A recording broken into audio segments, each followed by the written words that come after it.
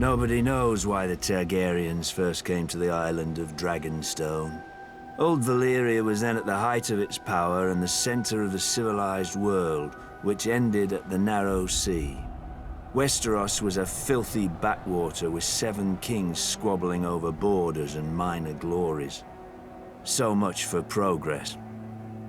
The island itself was and is nothing. It had no gold or gems to lure Valyrian nobility. All it has is rock, mostly a shiny black stone too brittle for war and too sharp for building. The Targaryens called it dragonglass. I call it useless. But the Targaryens managed to raise a castle here. Simpletons claim they used ancient Valyrian sorcery, forgetting that the Targaryens brought a small army with them from Essos. There's no magic in strong backs, though admittedly the castle is unlike any in Westeros. Foreign and strange. If the Targaryens ever regretted their barren outpost and longed for the comforts of home, the doom made their folly permanent. Valyria collapsed into the waves and was no more. To look east was to see the ruin of their homeland, the greatest civilization before or since. But to look west, as Aegon realized, was to see a fertile land ripe for conquest. Perhaps even a new Valyria. Though good for little else, Dragonstone was the perfect staging point for Aegon's invasion of Westeros. The Blackwater Bay granted easy access to the continent. The lands there were disputed by 3 kingdoms: the Reach, the Iron Islands, and the Stormlands. But their capitals were far enough away that none could mount a force before Aegon got a foothold, even if their kings had been able to stop bickering over whose problem he was. Then it was too late. Aegon had chosen his first camp well.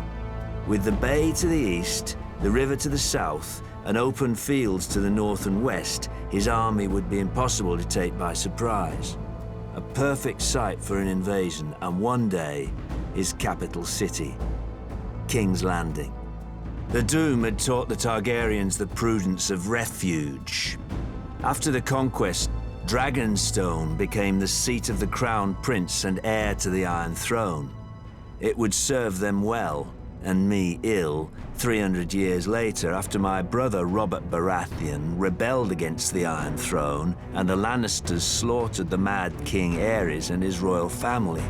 Robert dispatched me to deal with the last surviving Targaryen children. But before I arrived, a loyal knight smuggled them across the Narrow Sea to safety. Hatred for the Targaryens blinded Robert. Unjustly, I was blamed and stripped of our family's castle of Storm's End and given Dragonstone in its stead. Over the years, whenever I demanded my rights restored, Robert would remind me of the island's royal pedigree and pretend he was doing me honor, as if I were one of his tavern girls to be so easily deceived and dismissed. But Robert is dead, and I, Stannis Baratheon, am the rightful king of Westeros. Let the usurpers and traitors sit on the Iron Throne. From Dragonstone, I will be the dagger at their throat.